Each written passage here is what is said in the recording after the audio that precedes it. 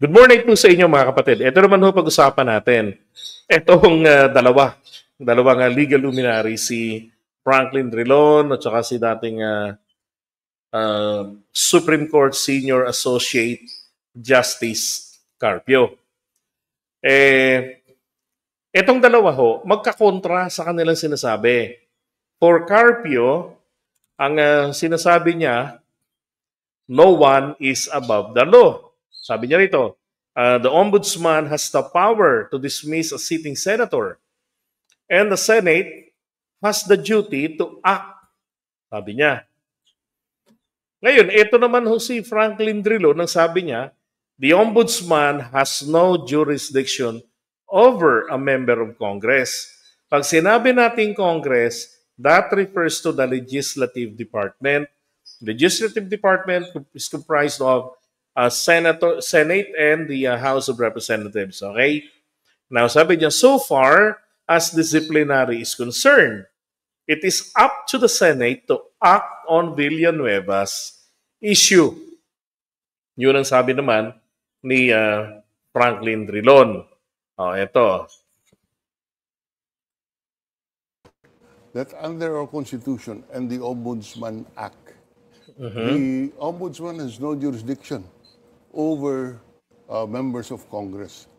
You may not like that rule, but that's the rule in our Constitution. That members of Congress can only be questioned in the Senate or in the House.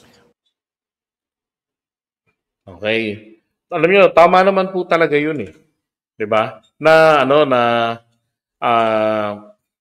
Etong mga members ng legislative department can only be questioned, 'di ba? Through their own ethics committee, kung congressman, so ethics committee rin nila, senador ganun din. May kanya-kanya sila. Kaya sabi ko nga ang mga senador natin, kapag ka ito'y na-elect, nagiging parang untouchable. Kasi papaano pagka sila po nagkampihan? Now, in the case of Joel Villanueva, di ba nilinaw natin noong nakaraan, hindi po siya totoong kinampihan ng Senado, ng mga kasama niya. Ang nangyari po kasi doon, di ba, naibalita yung pagpapasibak sa kanya nito ni Morales noong November 2016. So, hindi po naman pwedeng pagka nakuha mo yun kaagad, Joel, lumayas ka, hindi po pwedeng ganon. Kasi nasa Constitution po natin. Tama rin naman po itong si Franklin Drilon, base sa titik ng batas, base sa titik po ng ating Constitution, ay wala po siyang jurisdiction. Bakit po? Kasi ito pong mga tawag dito, itong si Ombudsman, ang hindi po niya kayang mga saklawan ay etong mga impeachable officials, di ba? Wala siyang kapangyarihan sa mga yan. He can only investigate, like in the case of Sarah, he can only investigate, but hindi po pwedeng magsampa ng kaso sa korte. Kasi kinakailangan pag impeachable official, tanggalin mo muna sa pwesto, ibaba mo muna, gawin mong civilian, saka mo sampahan ng kaso. Diyan, saka uusad ang kaso sa ombudsman para sa mga kasong ginawa niya nung siya po ay nasa posisyon pa niya sa gobyerno. I-unseat mo muna. Now, in the case of the Senate, meron ho kasi silang meron silang sariling patakaran. Yun ang problema nila. Yun ang problema sa mga to. Yung kanilang ethics committee, yun lamang po ang pwedeng sa kanila. Parang lumitis, ganun. Sabi nga rito, itong Republic Act number, pwede nyo tignan yan, yung Ombudsman Act of 1989 and then yung Constitution natin. Ang sinasabi rito sa Constitution natin, no person shall be deprived of life, liberty, and property without due process of law. Bahagi ng due process of law, ito pong mga tawag dyan, etong mga umiiral na batas ay susundin natin. So, kay Carpio naman po is by principle. Hindi naman ho kasi po pwede rin ng by principle ang babasihan eh. Kailangan mong makita ang titik ng batas. 'Di ba? Hindi pwedeng yung prinsipyo lang ang basihan natin. Now, ganito po kasi yan. Sabi ko nga sa inyo, tama ho sila pareho eh. Now, ganito po 'yon. Noong 2016, naglabas si Conchita Carpio Morales ng dismissal niya. Yun pong dismissal na yon, ang treatment lang po talaga doon, hindi po ito above the Senate. Ang mangyayari po doon, it is just a equivalent to recommendation. Ang gagawin ngayon ng Senate President ni Coco Pimentel, ibabato yan doon sa Ethics Committee. Tapos ng Ethics Committee mag-investigate at magbotohan. Ngayon kung positive na tinatanggal siya ng Ethics Committee, kailangang dalhin pa yan sa plenary. Pero kung sa Ethics Committee talo na, hindi na aakyat ng plenary, ganun po 'yon. Ngayon, etong si Joel Villanueva nung panahon na yan, nakapag-file agad. Nung pumutok yung balita na pinasisibak na ni Morales sa Senado, ito naman pong si Joel Villanueva agad-agad nakapag-file na ng motion for reconsideration ng as of November 14. Hindi natin malaman kung anong petsa talaga, maaga. Kasi sabi ron as of November 14, 2016, he already filed an MR. Na dapat yung motion for reconsideration niya po, tinalakay ni Morales. Tanong ko po ngayon sa inyo, tinalakay ba ni Morales yung motion for reconsideration niya? Hindi, di ba?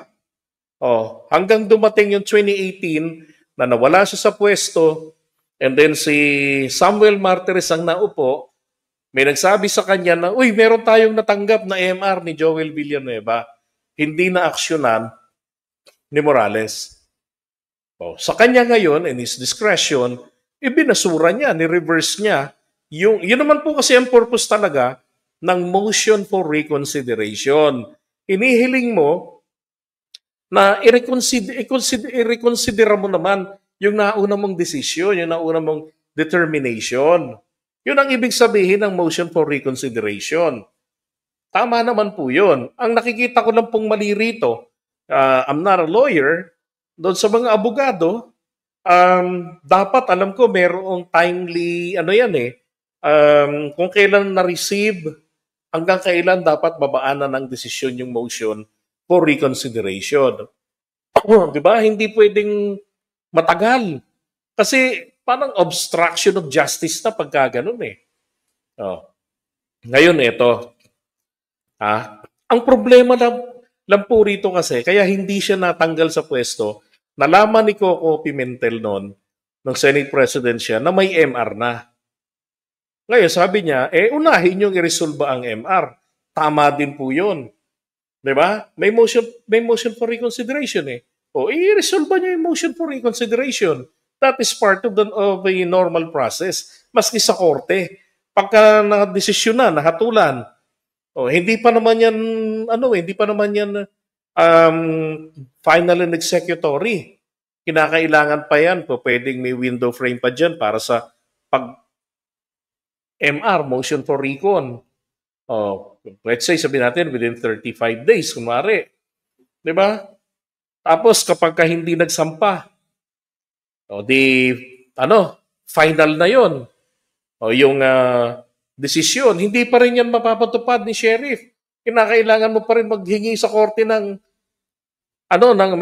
magsampa ng motion for execution. Pag rinant yung motion for execution mo, dun yun uusad na si sheriff, ipapatupad na yung order ng korte. Ganon. Now, ang kulang po kasi rito ng Senado natin, nandito na tayo eh. No. Ito yung mga batas na yan, no, na nagsasabi na wala ngang jurisdiction ang ombudsman diyan sa Senado o sa Kongreso kasi they can only be questioned sa sariling kampo lang nila. Dapat po ang Senado mismo at ang House of Representatives, inadapt nila, gumawa sila bahagi ng rules nila na anuman ang findings ng Office of the Ombudsman, sa sino man sa miyembro ng Senado na kanyang inimbestigahan. At pinadala sa atin ang resulta nito. Then, ito ay iimbestigahan din ng Ethics Committee ng Senado o ng House of Representatives, respectively. Yun po yung kulang nila eh. Walang ganon ang Senado at Kongreso natin na kapag may na-receive kami, ang aksyong gagawin namin ay ganito. Wala ho. Kaya nga sabi ni Morales doon pinagtatawanan lang tayo dahil hindi natin alam kung paano natin ipapatupad yung ating mga batas. And then ang plano ni Boying Rimulya naman ngayon, sabi niya, total, may dismissal, may ganyan na nga, mayroon pala. So, pag pinadala ko hiniling ko yan doon sa Senado, malamang sa malamang hindi rin naman nila aaksyonan nito. Kaya mas mainam pa, ay iakyat ko na sa Korte Suprema. Tama po yun. Diba? Tama yun. Ang problema nga sa Korte Suprema, nakikita na po nila yung controversy that arose. Diba? So dapat ang gawin nila doon, proactive. Magsabi na sila, ganito yan. Bagamat sinasabi ng Constitution na kayo ay maaari lamang kayong questionin sa inyong kampo. Pero, ang dapat ninyong gawin ay ganito. Magpasa kayo ng inyong resolution para sa maging rules ninyo na ina-adapt ninyo, nire-respeto nyo yung findings ng Office of the Ombudsman. And after all, Senate or Congress pa rin ang sisipa sa kanilang miyembro. Tama ba? Kasi hindi naman pwede natin pong ipilit na hindi, yung ombudsman natin, ganito yan eh. Diba? Paano ngayon to? Si Franklin Drilon, sabi ni Franklin Drilon, wala yan doon. Labag sa batas mo sa Constitution natin. Sabi naman ni Carpio, by principle, no one is above the law. Pagka-kontra sila, yung batas, hindi po pwedeng mag-kontra yun eh. Or else, isa doon unconstitutional. So, ang pinakamaganda roon ay i-adapt. Diba? Hindi po kasi nire-respeto ng Senado at Kongreso ang findings ng Office of the Ombudsman. Kasi ang katuwiran, wala kayong sa amin. Okay? Ganun po dapat ang ginagawa dyan. Yun ang kulang ng dalawang kapulungan. At nakapagtataka rin naman, si Franklin Drilon, nung siya ay senador, hindi po niya ginawa, naging Senate President pa siya. Di ba?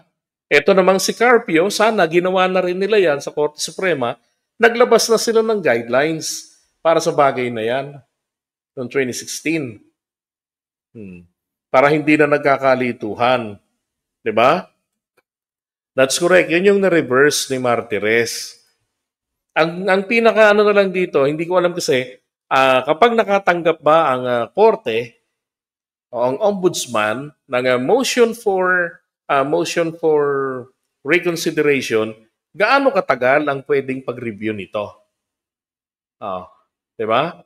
Kasi tanggap mo, you have to act on it. Karapatan niya yun mag-MR eh. Ikaw naman, under obligation, resolbahin mo yun. Diba? Baliktarin mo desisyon mo o ipilit mo. Pag ipinilit mo, then, ang next move dito, ang Senado. Kaya sabi naman ni Coco, hindi naman niya babaliwalain eh. Dadalhin niya sa plenaryo, sa ethics. Hanggang sa makarating niya sa plenaryo, buong Senado ang magdedesisyon. Kasi yun ang constitutional order para sa kanila. Kapag ka nako-question ng mga miyembro nila. Diba? Simple lang eh. Ba't ganon? Wala eh. That's the way it is. Yun ang sinabi ng Constitution eh. Iba ang sistema sa mga miyembro ng legislative department.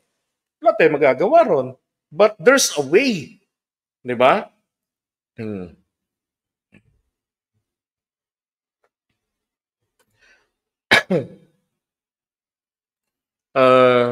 yun? Ano yun? Ang problema ay sa Constitution, was it deliberate made by them to get away with their dirty laundry? No. Wala po silang kinalaman doon. Ang problema lang po kasi dito, ayaw po nilang kilalanin yung trabaho ng ombudsman kasi sila po itatamaan. Ganun yun. Pero kaya nila sumipa ng miyembro. Katulad ng ginawa nila kay Leila de Lima nung panahon ni Digong. Kinik out nila si de Lima.